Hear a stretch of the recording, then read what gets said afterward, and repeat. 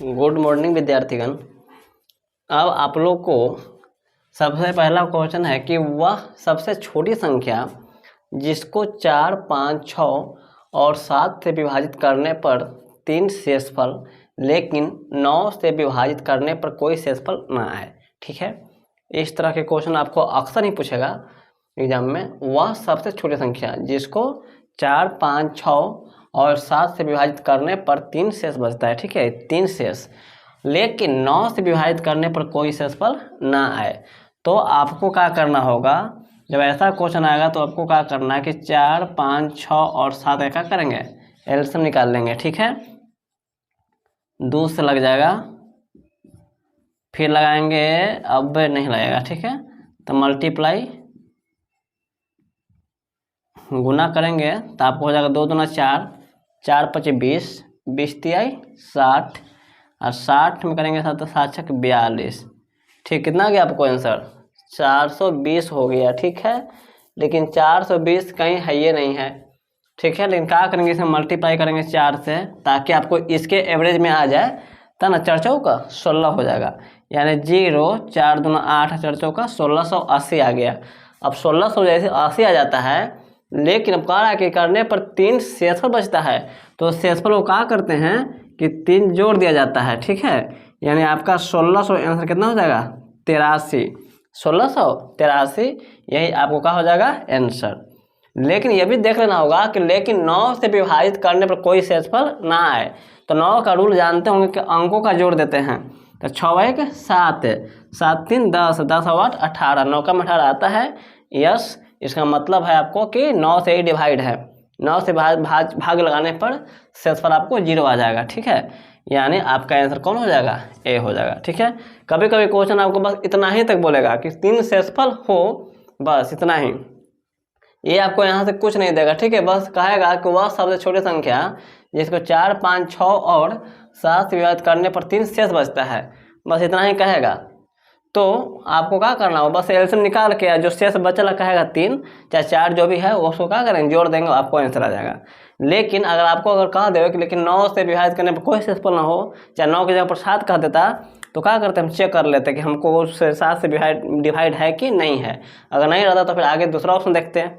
ठीक है, चलिए अब अगला है नेक्स्ट क्वेश्चन।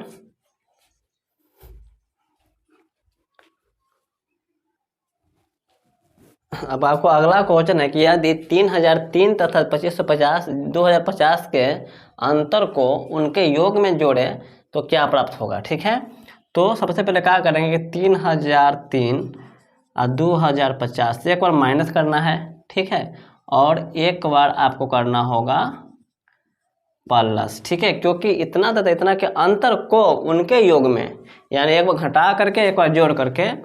ठीक है, 3 के 3 होगा, 10 में से 5 गया तो 5, ये बचेगा 9, ये हो गया कटकुट 953। ये आपको हो जाएगा 3505, 5053। ठीक है, आपका अगर दोनों का योग पूछ रहा है तो 953 आई 50 53। ठीक है, दोनों को जोड़ देंगे तो 5 3 3 6, 5 5 10, 9 1 10 और 5 1 6, 6006 आंसर आपको हो जाएगा। ठीक है, इस तरह से इसको बना लेंगे। अब अगला क्वेश्चन,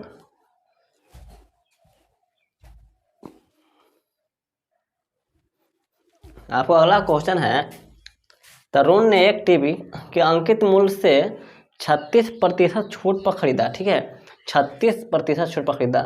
अगर वह 40% की छूट पर खरीदता तो 800 रुपये की अधिक बचत होती। उनके टीवी किस मूल्य पर खरीदा था। ठीक है, तो सबसे पहले इसको शॉर्ट तरीके से कैसे बनाएंगे कि अंकित मूल्य 36% छूट पर खरीदा, लेकिन 40% की छूट पर खरीदता, जैसे 40% माइनस 36%, तो कितना का अधिक बचत होता? 800 रुपये के। ठीक है, 40% छूट की वजह 36 की जगह 40 रुपये था, तो कितना अधिक? 800 रुपया।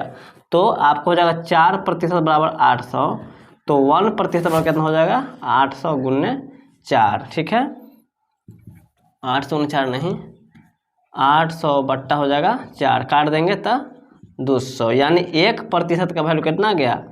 200 रुपया। ठीक है, लेकिन क्या निकलना है, उनके टीवी किस मूल्य पर खरीदा, उनके टीवी किस मूल्य पर खरीदा। ठीक है, तो क्या करेंगे कि आपको मान लेते हैं कि 100% टीवी माइनस क्या करेंगे कि फिर 36% पर क्या ना, तो 36% घटाएंगे तो आपका हो जाएगा 64%। ये होगा आपको क्रय मूल्य। क्या हो जाएगा? क्रय मूल्य। 100% माइनस 36%, क्योंकि छूट कितना दे रहा है? 36%। ठीक है, तो 64% हो जाएगा आपको कितना? क्रय मूल्य। चलो निकाल दीजिए। तो 1% का वैल्यू हो गया 200, तो 64% का वैल्यू तो 200 गुने 64, तो 64 दूना 128, यानी इतना रुपया हो जाएगा आपको आंसर, यानी 12800। ठीक है, यानी 12,800 रुपया आपको हो जाएगा आंसर। ठीक है, अब नेक्स्ट क्वेश्चन।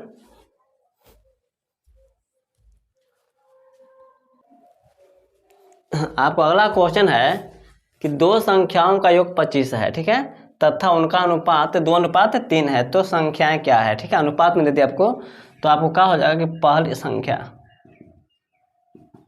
हो जाएगा 2x, दूसरी संख्या हो जाएगा आपको 3x। ठीक है, 2x और 3x अब जोड़ देंगे तो 2x और जोड़ 3x बराबर हो जाएगा आपको 25, 3 और 2 5x बराबर 25, x हो जाएगा 25/5, काट देंगे, x में कितना निकल गया? 5। ठीक है, x में कितना निकल गया? 5। तो पहली संख्या हो जाएगा 5 गुने 2 यानी 10, दूसरा हो जाएगा 5 गुने 3 तो 15, यानी 10-15 का हो गया आपको आंसर। तो 10 और 15 आपका हो जाएगा आंसर। ठीक है, अब नेक्स्ट क्वेश्चन।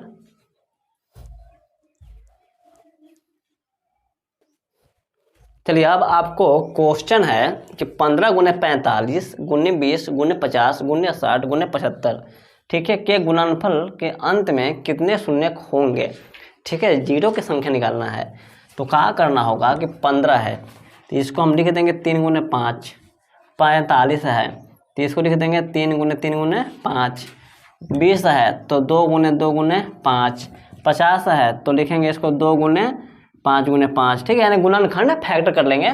60 तो 60 का हो जाएगा 2 गुने 2 गुने 2 गुने 2 गुने 2 गुने 3 गुने 5। ठीक है, 75 है तो 3 गुने 5 गुने 5। ठीक है, तो आपको शून्य के लिए क्या करना है कि आपको 2 और 5 देखना है, 3 को नहीं देखना है। ठीक है, तो इसमें 2 के गो है देख गिन लेंगे तो 1 2 3 4 5 5, 3 के गो 5 के गो है तो 1 2 3 4 5 6 7 8 के गो है 5 8 गो है। ठीक है, तो आपका आंसर जो होता है 2 और 5, जिसका पावर कम रहेगा वही आपका हो जाएगा आंसर।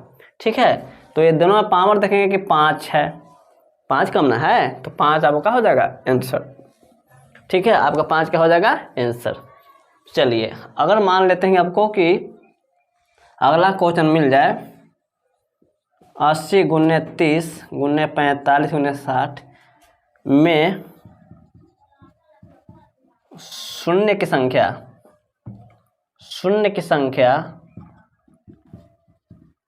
संख्या कितनी है। ठीक है, तो 80 तो 80 को क्या करेंगे, 80 को क्या करेंगे कि 2 गुने 2 गुने 2 गुने 2 गुने 5 हो जाएगा। 30 को करेंगे तो 2 गुने 3 गुने 5 हो जाएगा। 45 को करेंगे तो 3 गुने 5 गुने 5 होगा, 3 गुने 3 गुने 5 होगा। ठीक है, और 60 को करेंगे तो 2 गुने 2 गुने 3 गुने 5 होगा। ठीक है, अब हम देख लेंगे 2 तो 1 2 3 4 5 5 5 6 7 हुआ। ठीक है, 5 देख लेंगे तो 1 2 3 4 हुआ। ठीक है, 5 की पावर 4, तो आपका जो आंसर हो जाएगा, आपको 2 और 5 में देखना है कि जिसका पावर कम रहेगा वही आपका हो जाएगा आंसर। तो पावर कितना कम है? 4 है ना, इस साथ ही 4 है, तो आपका आंसर कितना हो जाएगा? 4। यानी गुना करेंगे तो इसका अंत में आपको 0 जो होगा वो आपको कितना हो जाएगा? 4 हो जाएगा। ठीक है, चलिए अब अगला क्वेश्चन।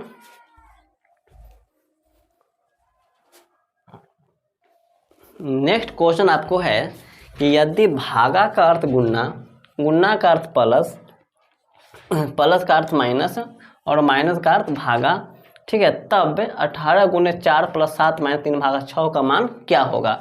ठीक है, तो आपको क्या करना है कि 18 गुने 4 प्लस 7 माइनस 3 भागा 6 लिख देंगे। ठीक है, ये तो पहले क्वेश्चन उतार दिए। अब क्या करना होगा कि 18 गुणा का अर्थ देखेंगे, गुणा का अर्थ क्या दे दिया, प्लस, चेंज कर देंगे, प्लस कर देंगे 4, प्लस, प्लस का अर्थ क्या है, तो प्लस का अर्थ है माइनस, -7, और माइनस का अर्थ है भागा, ठीक है, और भागा का अर्थ है, माइनस का अर्थ क्या हो गया, भागा, और भागा का अर्थ क्या हो गया आपको, गुणना, ठीक है। चलिए, तो 18 + 4 - 7, ये भागा का मतलब क्या होता है, बट्टा, भाग मतलब बट्टा, गुन्ने 6, तो क्या कर देंगे, 3 में 6 कट जाएगा, 18 और 4 आपका हो जाएगा 22, -7, 7 दूना 14, 7 दूना क्या हो जाएगा 14, घटाएंगे तो 14 में से घटाएंगे, 22 में 14 घटाए तो आपको कितना हो जाएगा 8, यानी 8 आपका हो जाएगा आंसर, ठीक है। अब नेक्स्ट क्वेश्चन है, चलिए अब आपको नेक्स्ट क्वेश्चन है कि अगर एक आयत की लंबाई और चौड़ाई क्रमशः 40% और 30% बढ़ा दी जाए तो प्राप्त आयत का मूल आयत के क्षेत्रफल से कितना प्रतिशत ज़्यादा हो जाएगा, ठीक है। तो इसका आपको फॉर्मूला है कमी या वृद्धि प्रतिशत बराबर x + y + xy बट्टा 100, ठीक है, x + y + xy बट्टा 100। देख लीजिए कि लंबाई और चौड़ाई क्रमशः 40 और 30 बढ़ा दिया जाता है, अगर कमी कहता तब माइनस करते, ठीक है, लेकिन बढ़ा दिया जाए तो आपको क्या करना है, प्लस करना है। तो आपको क्या रहेगा कि x का मान करना रखना है 40 प्लस y का मान रखेंगे कितना 30 प्लस 40 और गुने 30 और बट्टा हो जाएगा 100, ठीक है। तो 40 और 30 70, खत्म हो गया, 4 12 70, 12 जोड़ेंगे तो आपका हो जाएगा 82, यानी 82% आपको हो जाएगा आंसर, ठीक है। माइनस में कब लेंगे, जब आपको कोई कमी कर देगा, चौड़ाई कमी कर दे या तो लंबाई कमी कर दे, तब जाके आपको माइनस लेना है, ठीक है। चलिए अब नेक्स्ट क्वेश्चन है,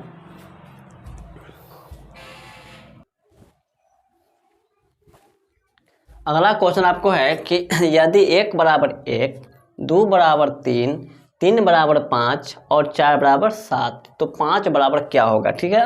ये आपको मैथ नहीं है, थोड़ा सा रीजनिंग टाइप के है, ठीक है। तो 1 = 1, 2 के बराबर क्या किया है 3, यानी 1 जोड़ दिया है, 3 = 5, 3 में 2 जोड़ दिया है, और 4 = 7 आपको 3 जोड़ दिया है, तो 5 बराबर कितना हो जाएगा, तो 5 में हम 4 जोड़ेंगे तो 5 4 9 हो जाएगा, यानी आपका आंसर 9 हो जाएगा, ठीक है। उसी तरह से अगला क्वेश्चन मान लीजिए कि यदि 2 लड़का की आयु का अनुपात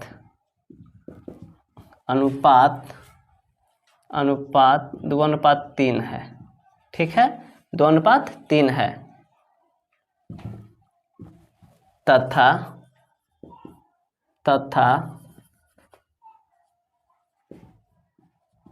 तथा उनके आयु का योगफल 50 वर्ष है, ठीक है। तो पहला लड़का की आयु ज्ञात करें, ठीक है। ऑप्शन रहेगा आपको 20, 30, 40 और 50, ठीक है। तो ये भी आपको अनुपात वाला पूछता है, तो आपको देखना है कि पहला लड़का एक पूछ रहा है, ठीक है।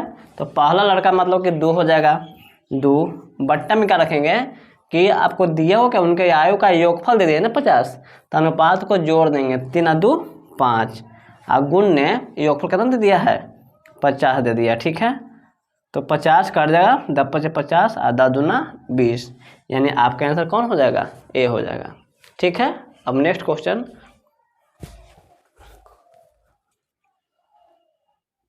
चलिए अब आपको अगला क्वेश्चन है कि 3x + 8y बट्टा x - 2y का मान ज्ञात कीजिए यदि x बट्टा 2y बराबर कितना है 2y, ये आपको कंडीशन दे दिया गया है, ठीक है। यही कंडीशन से आपको निकालना होगा, x बट्टा 2y = 2, ठीक है।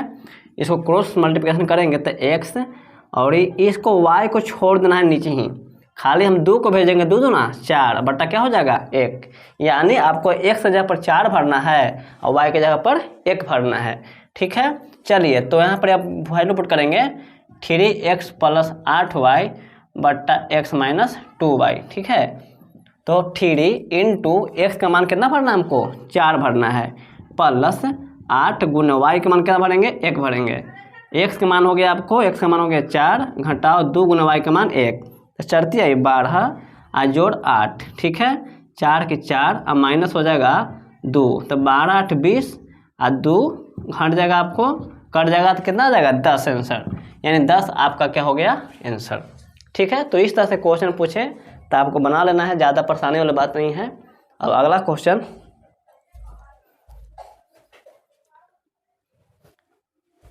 एक परिवार में 5 सदस्य की आयु का योग दिया हुआ कितना 124 वर्ष, 5 गो सदस्य है। ठीक है, यदि बच्चों की आयु का अनुपात 3:4:5 है तथा माता पिता की आयु का जो कितना है 76 वर्ष है। ठीक है, 76 वर्ष है, 76 वर्ष है। ठीक है, वर्ष है, तो सबसे छोटे बच्चों की आयु ज्ञात करें।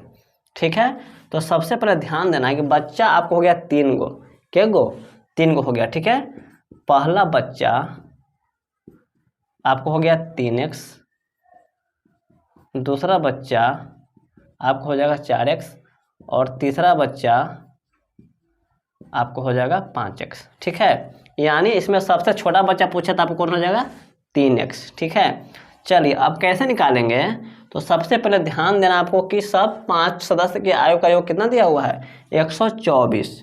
ठीक है, तो यानी बच्चा की आयु का योग, बच्चा की आयु का योग जो हो जाएगा आपको वो 124 में से पहले माता पिता की जो उम्र है उसको क्या करेंगे घटा देंगे। ठीक है, घटाएंगे तो 14 में से 6 गया तो 8, 11 में 7 गया तो 4, कितना आ गया आपको 48। ठीक है, अब बोल रहा है कि छोटा बच्चा, तो छोटा बच्चा की आयु बराबर क्या हो जाएगा 3। ठीक है, 3 बट्टा बच्चा, टोटल जोड़ेंगे अनुपात को तो 5 4 9 9 3 12 और गुणने कर देंगे 48। ठीक है, ये शॉर्ट तरीका है, शॉर्ट तरीका ये बनाने का रूल है कि छोटा बच्चा कितना है 3। ठीक है, 3 है ना हुआ, और टोटल जोड़ेंगे तो 5 4 9 3 12 और गुणे 48, 12 चौका 48 और चरती आई 12, यानी आपका ये हो गया छोटा बच्चा का उम्र 12 वर्ष आंसर। ठीक है, चलिए अब नेक्स्ट क्वेश्चन,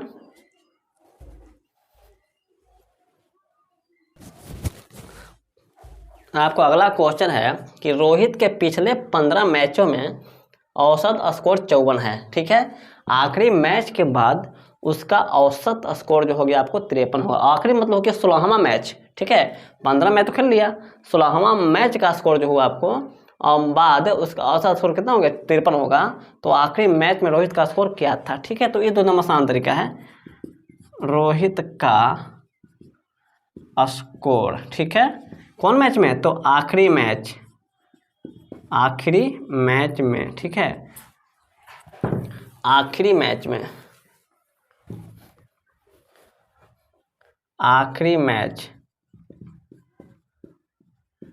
आखिरी मैच में रोहित का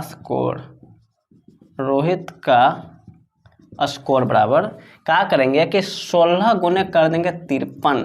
ठीक है, 16 गुने 53, क्योंकि आखिरी मैच हुआ था 16वां, तो 16 गुने 53 अब माइनस कर देंगे 15 गुने 54। चलिए गुना कर दीजिए, 16 तिया हो जाएगा आपको 48, हाथ में हो गया 4, 16 × 5 = 80 और 4 = 84, फिर से करेंगे 15 चौका 60, हाथ में हो गया आपको हो गया हाथ में कितना 15 चौका 60, हाथ में 6, 15 × 5 = 75 और 6 = 81। ठीक है, घटाएंगे तो 8 की 8, 4 में से गया 3, यानी 38 रन। ठीक है, यानी आपका आंसर कौन हो जाएगा 38 रन आंसर। चलिए अब अगला क्वेश्चन,